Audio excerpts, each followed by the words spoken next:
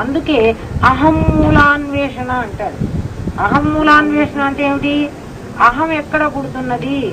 ఊరికే కూర్చుని ఎప్పుడైనా నేను అని నేను ఎందుకు అంటున్నాను? శరీరం నేనా? ప్రాణం నేనా? అసలు నేనెవరు? ఫలానా పేరు కలిగిన వాడిని నేనా? నేను కాదు కదా. ఈ నేనెవరు అని ఎవరు నేను నేను నేను అని లోపల నుంచి అరుస్తున్నవాడెవడు? ఎవడు ఎవడు అనుకుంటూ లోపలికి వెళ్ళిపో. అహం బ్రహ్మాస్మి అంటుంది. ఆ నేనెవరిని అంటే నేను బ్రహ్మని అంటుంది. ఆ లోపలికి వెళ్లకుండా ఇక్కడ నేను నేను అన్నా అంటే నేను సుబ్బమ్మను, నేను వెంకమ్మను, నేను పుల్లమ్మను. ఎవరి సుబ్బమ్మ, పుల్లమ్మ, వెంకమ్మ?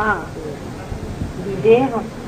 ఎవరినైతే మనం సుబ్బమ్మని పేరు పెట్టుకున్నామో ఆ సుబ్బమ్మ ఇక్కడే పడితే వస్తారు. మనకే ఇచ్చిపోతున్నారు. ఆ దేహాన్ని ఎవరికి ఇస్తున్నారు? ఏ తల్లిదండ్రులు ఈ దేహాన్ని ఇచ్చారో వాళ్ళకే ఇచ్చిపోతున్నాను. నేను ఏమన్నా వెంట పెట్టుకుపోతున్నానా? ఎందుకని? అహం బ్రహ్మాస్మి. నేను దేహాన్ని కాదు. దేహం అయితే నేను దేహం నా వెంటనే తీసుకుపోయేదాన్ని. ఈ మహాప్రళయం కలిగినప్పుడు ఏమవుతుంది అంటే ఒకసారి ఈ సృష్టి అంతా అంతరించిపోతుంది అనుకున్నాం. ఈ ప్రళయంలో ఈ దేహాలన్నీ నశించిపోయినా బీజరూపమైనటువంటి వాసనలన్నీ అలాగే ఉంటాయి. మన వాసనలు, మన సంకల్పాలే. సంకల్పమే ఏమవుతుంది? బాగా గట్టి పెడితే వాసన అయిపోతుంది. ఈ వాసనలన్నీ మళ్ళీ అక్కడే ఉంటాయి. మహాప్రళయం అయిపోయిన తర్వాత పునః సృష్టి ఆరంభమయ్యేప్పుడు పరమాత్మ ఊరికే పంచభూతాలను సృష్టి చేస్తాడు, పంపిస్తాడు. ఇక్కడ వాసన ఇక్కడే ఉందిగా. పంచభూతాలు ఆ వాసన తీసుకుని ఏమీ లేదర్రా, ఎండాకాలం వచ్చింది, గింజలన్నీ పారేశారు, ఏం మొలవలే. వర్షాకాలం వచ్చింది, అవన్నీ మోసుకొచ్చినాయి. అంతే. ఈ గింజలన్నీ ప్రళయం ఎండాకాలం, చెట్లన్నీ మాడిపోతున్నాయి కదా. కానీ గింజలు మాడిపోవటలే. ఎంత ఎండన్నా ఉందని గింజ గింజగానే ఉంటుంది. గింజలో జీవ చచ్చిపోవటం లేదు, చచ్చిపోవటంలా. ఊట్లో బారేసి పెడితే ఎన్నేళ్లకైనా మళ్ళీ కొన్నేళ్ల తర్వాత గింజ భూమిలో పెట్టు, మొలకొస్తుంది. అట్లా మహాప్రళయ అనంతరం మళ్ళీ సృష్టి ఆరంభం అవుతుంది. ఎక్కడి నుంచి వస్తుంది? చాలా మంది అడుగుతారు, ఎట్లా వస్తుంది? అప్పుడు ముందు ఎవరు సృష్టించారు అంటే ఆ గింజలోనే సమస్తం ఉన్నది. ఏ విత్తనం అయితే మనం వేస్తున్నామో ఆ విత్తనంలోనే సమస్తమైన చెట్టు దాంట్లోనే ఉంది. అందులో ఒక భాగం కూడా తక్కువగా ఉండలేదు. ఆ వాసనలన్నీ కూడా మళ్ళీ ఎప్పుడైతే ప్రకృతి ఆవిర్భావం అయిందో దాంట్లోంచి మొలకెత్తుతుంది. అందువల్ల ఓ ప్రాణి, ఓ జీవుడా, ఓ సద్రూపుడైనటువంటి దేహం ధరించినటువంటి ఓ పరమాత్మ, దేహం ధరించినటువంటి ఓ పరమాత్మ అంటే ఓ జీవుడా, నీకు మృత్యువు తప్పదు, నువ్వు చచ్చిపోతావు. ఎవరైనా కూర్చోబెట్టి నువ్వు చస్తావు అంటే మనం ఊరుకుంటామా? తప్పని విషయం. అందుకని నువ్వు ఏం చేస్తావంటే మృత్యోర్మా సంగమయ, ఈ చావు నుంచి నన్ను చావులేని స్థితికి తీసుకెళ్ళి.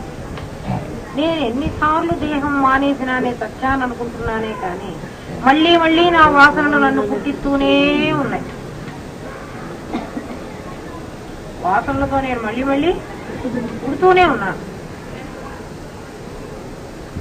నన్ను పుట్టకుండా ఉండేటువంటి స్థితికి తీసుకెళ్ళు, నేను మళ్ళీ పుట్టక్కర్లేదు అని అంటే ఆ అమృతత్వాన్ని నేను పొందాలి అనుకుంటే నాకేం కావాలి? విద్య అవిద్య ఏమిటో ముందు నాకు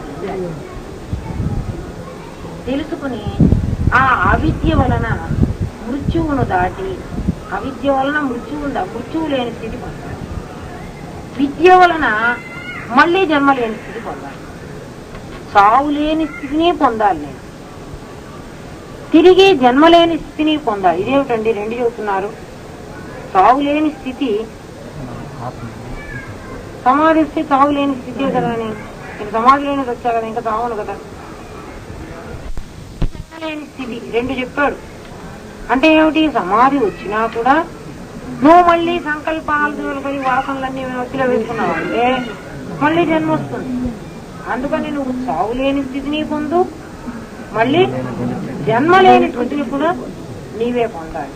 చావు లేని స్థితి నీకు గురు అనుగ్రహంతో వస్తుంది, జన్మ లేని స్థితి నీ ప్రయత్నంతో వస్తుంది. మరి నువ్వు ఏది చేసుకుంటావో నీ ఇష్టం. నాకు చావు లేని స్థితి ఇవ్వండి చాలు అంటే టైం లేదంటూ కూర్చుంటే జన్మ లేని స్థితి నీకు రాదు.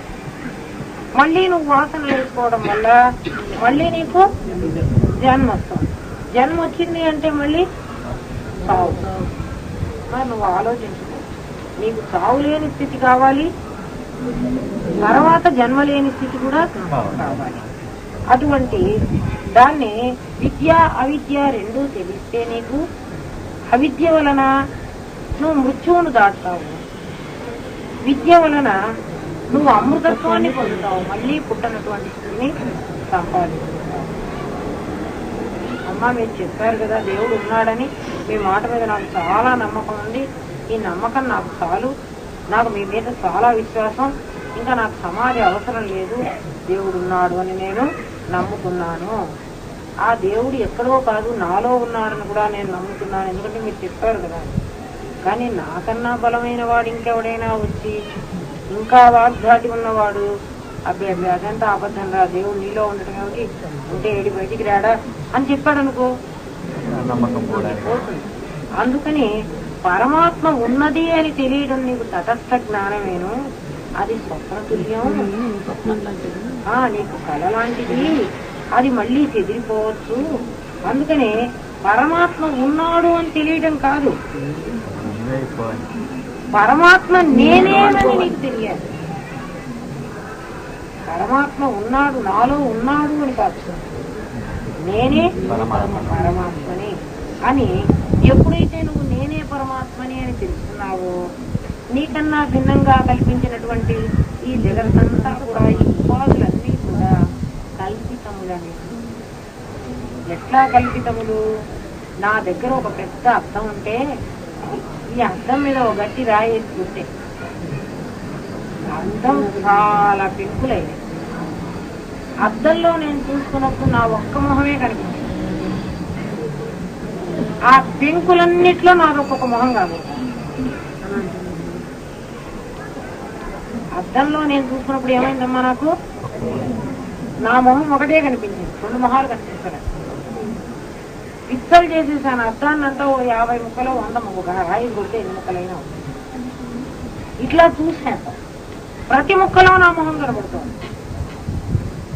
అయితే ఇప్పుడు నేను అన్ని అయినా నేను ఒక్కడే ఉన్నాను, ఒక్క అద్దంలోనూ నేను ఒక్కడే ఉన్నాను, అన్ని అద్దాల్లో కూడా నేను ఒక్కడే ఉన్నాను. ఏ అద్దంలోనైనా నేను ఒక్కడే ఉన్నాను, 2, 3 లేను. కానీ నేను ఎలా కనబడుతున్నాను? చాలా బొమ్మలు నాకు కనబడుతున్నాయి. ఎన్ని బొమ్మలో. అందుకే చిన్నప్పుడు ఒక పాట విన్నా నేను, నాలో ఉన్న శివునకు నేను నమస్కరిస్తున్న మంత్రములని పువ్వులతోటి పూజలు చేస్తున్నా. నాలో ఉన్న శివుడికి నేను నమస్కారం చేస్తున్నాను. అందరం కళ్ళు మూసుకుని నమస్కారం చేసే ఎవరికి? అందరు చేస్తున్నారు ఆ పని. అట్లాగే ఇక్కడ అంతా ఉన్నటువంటి నా రూపానికి నేను నమస్కారం, తిరిగి నేను నమస్కారం పొందుతున్నది కూడా నాలో ఉన్న నా రూపానికే నమస్కారం. అద్దంలో ఎప్పుడైతే నేను దండం పెట్టానో, అద్దంలో బొమ్మ ఏం చేస్తుంది? నాకు దండం పెడుతుంది. పెడుతుందా పెట్టదా? ఏమ్మా మీరే ఆలోచించండి. నేను ఎప్పుడైతే అద్దానికి దండం పెట్టానో,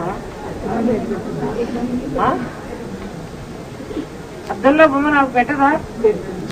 అయితే అద్దంలో బొమ్మ నా మీద గౌరవంగా పెడుతుందా? నేను అద్దంలో బొమ్మను గౌరవంగా పెడుతున్నానా? మా ఇద్దరికి మధ్య గౌరవము లేదు. ఆ గౌరవం ఎక్కిరిస్తున్నా అద్దాన్ని. అద్దంలో కాసేపు ఎక్కిరించింది. అద్దం ఏం చేసింది? నన్ను కూడా ఎక్కిరించింది. ఎక్కిరిస్తావా అద్దమా అని వేసి కొట్టానా? అద్దం నన్ను ఎక్కించినా నాకు బాధ లేదు, అద్దం నాకు నమస్కారం పెట్టినా నాకు గౌరవం లేదు కదా. నన్ను నేను తిట్టుకుంటే నాకేమిటి, నన్ను నేను ఎక్కించుకుంటే నాకేమిటి, నన్ను నేను ఊరికే చూసుకుంటే నాకేమిటి. ఈ భావం నీకు కలగాలి అన్నాడు. జగత్తును చూస్తూ ఉన్నప్పుడు ఈ భావం నీకు కలగాలి. నాకన్నా వేరుగా ఉన్నటువంటి ఉపాధులన్నీ కూడా కల్పితములని అర్థం మారడం వల్ల చాలాగా కనపడుతున్నాయి. తానే ఉన్న పరమాత్మ తానే అనేటువంటి ప్రజ్ఞానమే అపరోక్ష జ్ఞానము. అది ఆది మధ్యాంతరములు లేని దేశకాల వస్తుభేదములు కాని జగత్ కారణము గల శుద్ధ అఖండాకార చిద్రూపమే నిత్య శుద్ధ బుద్ధ ముక్త సత్యస్వరూపుణ్ణి. ఏ తేజస్సును ఆశ్రయిస్తే ఈ జగత్తంతా కూడా దృశ్యం దర్పణ దృశ్యమాన నగరీ తుల్యం అనేటువంటి భావన మనకి గోచరిస్తుందో అట్టి స్థితిలో, అట్టి పరమాత్మ స్థితిలో నీవు జీవన్ముక్తుడు వేస్తున్నావు. ఇప్పుడు ఇవాళ నీకు ఎన్ని చెప్పాడంటే, నీకు జీవత్వం నుంచి నాయన జీవుడు ఈశ్వరుడు అనే ఇద్దరు కూడాను త్రిగుణాత్మకమైన మాయ తయారైందన్నాడు కదా. ఆ మాయా ప్రతిబింబాలైనటువంటి జీవేశ్వరులలో జీవుడు మాయ వల్ల వాడు అవిద్య ఉపాధిని ఆశ్రయించడం వల్ల వాడు తక్కువగా అయినాడన్నాడు, విద్యను ఆశ్రయించడం వల్ల వీడు ఈశ్వరుడైనాడన్నాడు, ఈశ్వరుడైనాడన్నాడు. కొంచెం కాస్త పైకి పోయేటప్పటికి వీళ్ళిద్దరూ కూడాను ఆభాస స్వరూపాలే, ఉన్నది నీవేనన్నాడు. అట్టి స్థితిని పొందితే నువ్వు మృత్యువులే దాటిపోతావన్నాడు, మృత్యువు లేని స్థితిని పొందుతావన్నాడు. దాంతో సరిపోలేదు నా నాయన, నీకు నీలో ఇంకా అనేక వాసనలు ఉన్నాయి. ఈ వాసనలన్నీ మళ్ళీ అవకాశం వచ్చినప్పుడు మళ్ళీ జన్మలకు వస్తాయి. కాబట్టి వాసనలను జయించి లేకపోతే వేయించి జన్మరాహిత్యమైన మళ్ళీ పుట్టుకలేనటువంటి స్థితిని నువ్వు సంపాదించుకోమన్నాడు. అది సంపాదించిన తర్వాత కూడా నీకు జగత్తు గోచరిస్తూ ఉంటే నీ బింబమే అనేక బింబాలుగా నీకు కనపడుతోందని నువ్వు నమస్కరించినా, నువ్వు తిట్టుకున్నా, నువ్వు తిట్టినా అవన్నీ కూడా అద్దంలో బొమ్మను నువ్వు ఎక్కిరించినట్టుగా భావన చేసుకుని ఉన్న నేనే నిత్యుణ్ణి, శుద్ధుణ్ణి, బుద్ధుణ్ణి, ముక్తుణ్ణి, నాకు బంధమే లేదు అనేటువంటి భావంలో నువ్వు నిలబడి ఆ ప్రశాంత స్థితిని చిత్తమునకు భాషించు, విషయములను ఉపేక్షించి భావమాత్రమే పరతత్వము అని నిశ్చయించు. ఊరికే నువ్వు నేను అహం బ్రహ్మాస్మి అంటే కాదు నాయన. ఏ భావం అయితే నా దగ్గర నుంచి ఉత్పన్నమవుతోందో ఆ భావాన్ని ఉత్పత్తి చేసేటువంటి ఉత్పత్తి స్థానాన్ని నేను, ఆ భావం ఉత్పత్తి అవడం వల్ల కదా జగత్తు గోచరిస్తోంది. ఆ భావంలో నువ్వు చక్కగా నిలబడు. అప్పుడు ఏమవుతుందంటే ఈ కనిపించేటువంటి చిత్త విభ్రమ తొలగి, చిత్త విభ్రమ ఈ చిత్తం ఏమవుతోంది, విభ్రాంతి చెంది అనేక రూపాలు నానాత్వ దృష్టిని కలిగించింది. ఎప్పుడైతే భావం పుట్టిన చోటికి నువ్వు వెళ్ళావో ఈ వికారాలన్నీ పోయి ఉన్నది నేనేను, నాకు వికారం లేదు అన్న భావం నీకు కలుగుతుంది. అప్పుడు ఇది సద్విమర్శ. ఈ విమర్శ ద్వారా నువ్వు వస్తువును పొందుతావు, వస్తువు నీవే అయిపోతావు అని అన్ని రకాలుగా ఎవడెవడికి ఎక్కడెక్కడ స్థితిలో కావాలో అంతవరకు గురుదేవుడు ఇక్కడ చేశారు. రేపు ఇవాళ 35వ పేజీ అయిపోయింది. నాకు కొంచెం గొంతు కూడా రాపిడిగా ఉంది, అయినా రేపు మరి పాఠం చెబుతాను.